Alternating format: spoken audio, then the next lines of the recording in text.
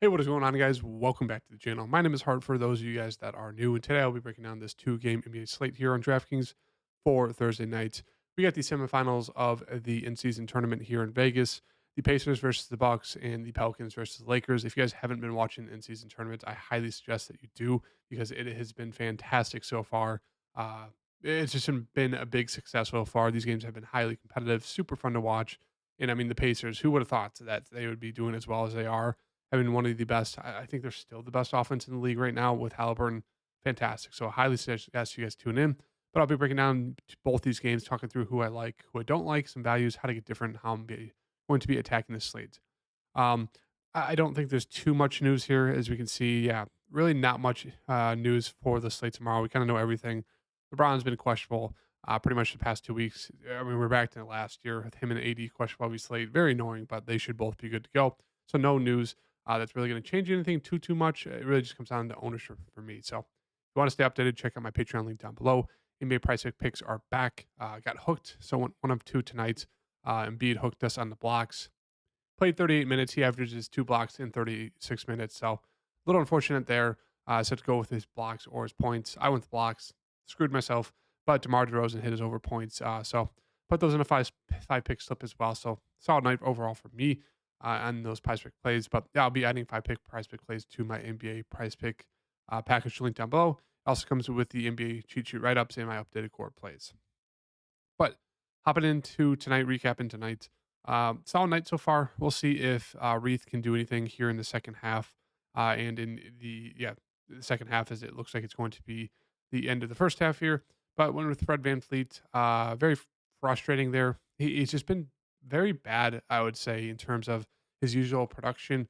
Only had 3 fantasy points at half in 20 minutes, which is very bad. I think he's only like 1 of 5. So wasn't really playmaking, wasn't really shooting at all. Not much doing much out there. Very annoying. But Bogdan, as I said, pretty much a free square there. He went for 44. DeMar, solid. Can't really complain too much there. Kind of chalky. Went for 42. PJ super chalky. He had an okay game there. I think he shot like 3 of 11 or something like that. Nothing crazy. Good. Richards was great there. Obviously, with Mark Williams rolling out, Richards starting, kind of had to go there. It was a pretty solid play. Luca was fantastic for me. Very unfortunate. He had 65 fantasy points at half. Only went for 11 at second half because they're up 30 points. They're up 30 points by the end of halftime. So frustrating stuff there because looks like he was on pace for a 100 bomb. That would have been fantastic there. Eason, very solid for me there. That helped that Jeff Green got rolled out. But I always talk about how I really like Eason. Very solid point per minute guy there. And he absolutely exploded there, almost for a double double. And then Reith, went with the news that Aiden's out. I bet that Reith was going to start, and so Reith's been turning on a little bit here. So right now, 302 fantasy points, winning a little bit here. So we'll see kind of how this finishes out at the end of the night. But heading into this two-game slate here, Patriots box, as you can see, 4.5 point spread and 254.5 game total. That is crazy high. And then Pelicans Lakers 2 point spread 230. So as you can see, most people in kind of the right way to go right now is going to be attacking that Pacers Bucks game because going to be a lot of offense and very little defense. So hopping into that game right now on the Pacers side, Halliburton at 10-6. I mean, it's going to be hard not to get to him just because the upside with him is absolutely massive right now. I wouldn't be surprised if he's going to be close to like 60%, 70% owned on this two-game slate. So maybe you could pivot, but it's really hard to pivot when he's been pretty much the whole team right now. So absolutely love him. Turner, I think, will be a very strong contrarian play here. There's a lot of, other center options. You got Giannis. You got, let's go to just the center options real quick here across the board. You got Giannis. You got Anthony Davis. I mean, yeah, I do think, Turner will be decently owned, probably the third highest, but Zion's there. You can always get, a little bit riskier, go to, J-Val against Anthony Davis. His minutes have actually been really solid lately. So there's some options to get different on the slate. But yeah, Turner, I think, is a strong mid-range option. Healed, if he's going to continue to start, I think he's a really strong play. Now he's kind of been up and down in terms of how aggressive he's been, throughout the past, 2 weeks. But still, if he gets on fire, he can easily go for 30, 40, 50 plus if he's hitting his shot. So I like all top, those three guys at the top. And then in terms of the rest of the team, I think they're just super random. Like a guy like Bruce Brown, minutes have been great recently, but it's just his production, right? Like he can go for, low 20s, 22, 27. Not going to hurt you at 5.8K, but you kind of want a little bit more than that for a guy who's going to see mid 30s minutes, almost 6K. So I think it's a fine play. Don't love it, but you can definitely land there. Obi, hard to trust him. He's been doing well recently, but the minutes, as I said, fluctuated high. So as you can see, there's games where he goes for high minutes, does solid, and there's games where he starts, goes for 16 minutes, gets into foul trouble, doesn't do much, and they pull him. So that's the risk there with Obi. Just very hot and streaky, cold there. A guy like Matt Benedict coming off the bench should be decently aggressive. I think I'd feel the safest with him, even though the minutes have not been the best and he's coming off the bench. But I just think he's going to be way more aggressive, definitely cheaper, as you can see, compared to Obi and Bruce Brown. So right now, that's kind of how I rank them: Matherin, Bruce Brown, and then Toppin. Naismith, same thing. One of those guys, seeing solid minutes, solid point per minute guy, 4.6K. It just really comes down to who gets hot, who's doing well, who's staying out of foul trouble. That's who they're going to go with in terms of the minutes. Two guys like Matherin, Naismith, and Toppin. So out of that group, I think you can kind of leave Bruce Brown out of that group just because he's a starter. They paid him a bunch of money. They're pretty much going to give him 30 plus minutes and some, unless he gets in massive foul trouble. But yeah, he's going to be the safest option. And I think the next one out of like the group of three that I mentioned, Toppin, Matherin, and Naismith, I would go with Matherin, Naismith, and Toppin. That's how I rank them. Nemhard here, as you can see, the minutes are all over the place. Obviously, it helps if games pull out, but still, very hard to trust there at 4.1. Super risky GPP option if you're looking for some cheaper plays. Isaiah Jackson, if you're looking to get very, very weird, he's also one of those guys that is a great point per minute guy. Super, super foul prone, but very, very good point per minute guy if he can get the minutes. And that's just a big question mark. Can he get the minutes? It really comes down to, can Evan Turner stay out of foul trouble? And it's one of those things where Milwaukee, they have Brook Lopez, Giannis, two very tall guys. Like, it's going to be hard for Miles Turner, and their next tallest guy is Naismith. Like, they don't have much height. So we could see taking a punt play on Isaiah Jackson turning out to be well. Because if Turner gets foul trouble, they're going to need to go to him. He's not that tall. He's not that big, but still, he has the most size on their team besides Turner. So I actually do like that play. If you're looking to get a little bit riskier, is going to him. TJ McConnell kind of falling out of the rotation a little bit. If you can just see the minutes, he's a very good point per minute guy, but not seeing the minutes right now. And then that's really it. I don't think they'd go to Oscar Tshiebwe, but you never know.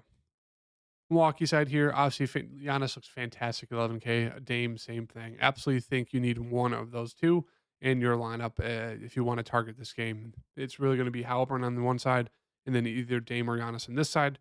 Brook Lopez, I think he's a fine play. He's done well recently. Minutes have been good. It just comes down to like the shot attempts, right? Like, he's not going to shoot the ball a ton, so you really need him to make up for it with the blocks. He can get a couple steals, but getting 3 steals is not kind of his forte. Really, more so the block. So it definitely elevated his fantasy points there. He's kind of been averaging like mid 20s, so at 6.1K, I think he's a fine GPP flyer. Middleton, I actually really like Middleton here. He's finally seen just steady mid 20s minutes, and he's a good point per minute guy. So I have a good amount of interest in Middleton right now. Let's just start throwing in these people. We'll throw in Halliburton. I mean, it's really hard not to get Giannis. Just a fantastic matchup here. They're going to be really hard for this team to guard him. So it makes more sense to go to him over Dame. But I do think the ownership will all go to Giannis over Dame. So right now, I'm just going to go to Dame just to be a little bit more contrarian. And then moving back to the Milwaukee side here, Beasley, he's shooting the ball extremely well, especially from 3. So 5.7K. Don't love the price tag for a guy like this, even though he's playing a ton of minutes. I think I'd rather just get to a guy like maybe like Bruce Brown, or pay down a little bit cheaper to get to a guy like Matherin.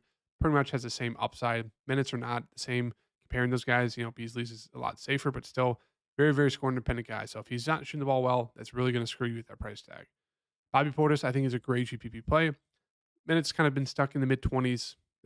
You've seen a little bit more recently, but very good point per minute guy. Not as good as he was last year right now. Kind of expect him to start in the swing of things. So I do like him here at 5.4K. Campaign, as we saw last game, should see anywhere from 12 to 20 minutes. Solid point per minute guy.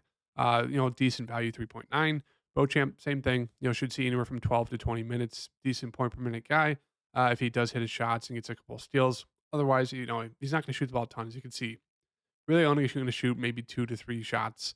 Maybe 1 or 2 layups, maybe 1 or 2 threes, and that's really it. So you really need him to do well peripheral stat-wise or defensively to get those steals and blocks, because otherwise 3.8K, not the best. I'd rather land on Payne, but he's definitely there. And that's really it. Crowder kind of tends to still out. Adrian Green saw 15 minutes. Definitely got a little bit of a blowout run. Probably saw like 8 minutes before that. So I don't think there's a need to get to him. And then moving on to the Pelicans and Lakers here. Pelican side, 8.4 for Zion. As I said, really comes down to ownership. So Zion could be a very solid play here at his ownership. 8.4K hasn't been the best this year, only averaging 39 fantasy points per game, but still, it's Zion. We know he has monster upside. I expect him to start turning on soon here this season, even alongside these big three. Brandon Ingram had the monster game last game. I think he's the safest out of this group of three, especially at their price tags. I do think he's the safest. He's kind of the alpha out of all three of them. But right now, I think on ownership, everyone's going to flock to Brandon Ingram. That means I'd rather get to Zion or maybe even CJ, who played 36 minutes coming back, 38 minutes game before. So he's been solid the 2 games that he's been, or excuse me, the 3 games that he's been back. He's gone for 40 or more fantasy points, basically 39, 40, and 38. So I think he's a solid play there. But as I said, if you're ranking them from safest, I'd go Brandon, probably Zion, and then CJ. But if you're talking like ownership, Brandon Ingram is probably going to be the highest owned. Then I'd say CJ, and then probably Zion. J Val, I think, is the big question mark on the slate. Like, can he stay out of foul trouble? If he can, he should probably see 30 minutes. They're going to need him guarding AD, which is obviously a huge mismatch here. So I think J Val is a pretty strong GPP play just for that sake. He should probably be pretty low owned. But you really bet on him to stay out of foul trouble. And if he does, could absolutely smash the slate. Herb Jones, I think is a fine play. Kind of like a Benedict Mathurin, Bruce Brown play here. He's going to see the minutes. Just comes down to can he hit his shots. One of those guys though who's just pretty much a lock to get multiple stocks, blocks, and steals. So I do have a good amount of interest in him at 5.5K. Trey Murphy is back. He should come off the bench. He's played 22 minutes and 30. Very scoring dependent guy, but he's a high energy guy as well. So 4.9K. I have a lot of interest in him. So I think right now my 2 favorite plays are going to be Herb Jones and Trey Murphy on the Pelicans side there. Daniels with these guys back. Minutes are not there for him.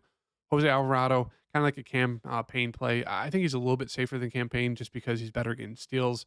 A little bit more aggressive when it comes to the other peripheral stats. Campaign's more just pass the ball, get out of the way. Jose is a little bit more involved. So I think I'd rather go to Jose over campaign if you're looking for a cheap point guard there.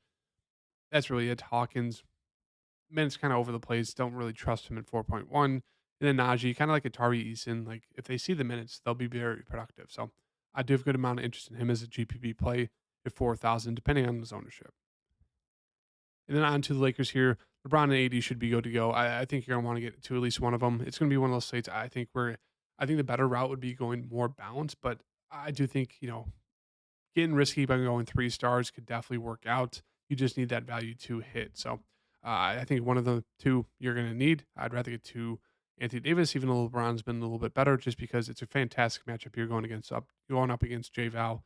D'Lo, I think, is a decent mid-range play here. Hasn't been the best the past 2 games, shooting the ball wise, not aggressive, just because LeBron and AD have taken over. But if they get off to a slow start, D'Lo, if he hits a few shots, does have some very strong upside. Reeves has been pretty steady recently. Don't mind if you land on him. And then in terms of the other wings, I just don't think there's a need to get to any of these wings. They're going to be the lowest owned out of all the wings on these slates, and for good reason. Like, they'll play decent minutes, but they're just not the best point per minute wise. And it's really LeBron, AD, and Reeves, and sometimes D'Lo offensively. Like, these guys are rarely going to step up. I think it's just pretty forced to try to get to any of them. I'd really just stick with the main guys. And that's going to be it for the slate breakdown, guys. Hope you guys like it. I'll have my updated core plays on my Patreon link down below about 30 minutes before the lock. I also have a write-up for tomorrow as well, so I'm going to start doing those. And yeah, check out my PrizePicks video after this. Peace.